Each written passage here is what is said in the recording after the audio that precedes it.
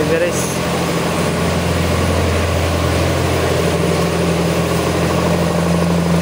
Ford Everest. Binaba ang transmission.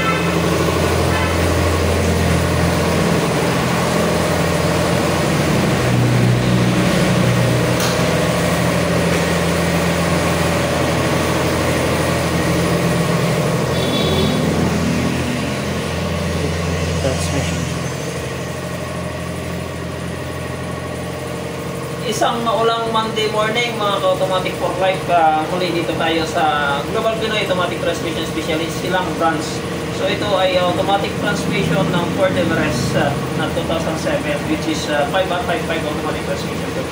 So this time ang problema nito ay wala siyang atras. So yung tinatawag natin matapang na sugod at sugod ay atras.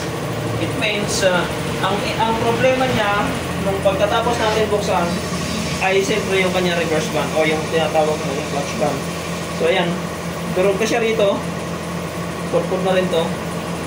Ang primary concern ng may-ari ay mabigyan ng reverse. So it doesn't matter kung may problema sa takbo, kung mabagal na whatsoever. So only this ang kanilang kailangan natin i-solve to bring it back to reverse gear. So that is only the request for us. So at this time, so meron tayong brand new. So ito yun, papalitan natin ito, kapit natin. So ito lang ang ating papalitan dito.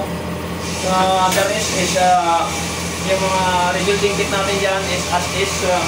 So hindi na natin kailangan ni quality, and of course automatic transmission filter.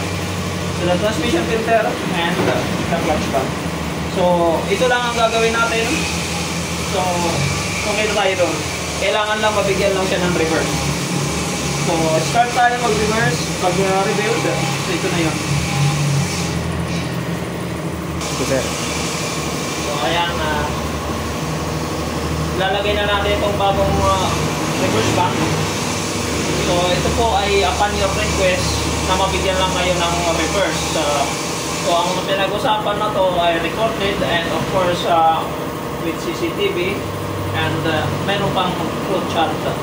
So, wala kaming responsibilidad sa performance, basta mabigyan lang namin ng reverse. So, meaning, tapos na ang trabaho ko. So, yan lang, kakabit na natin lang. Ayan na po. So, unti-unti. Ford Everest.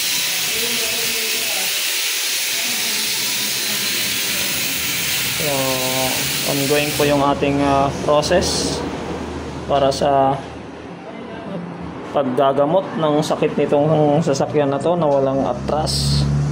Medyo matapang na kasi ito, sugod ng sugod, ayaw matras. Ngayon bibigyan natin ng atras para maging normal naman yung pag-iisip nito.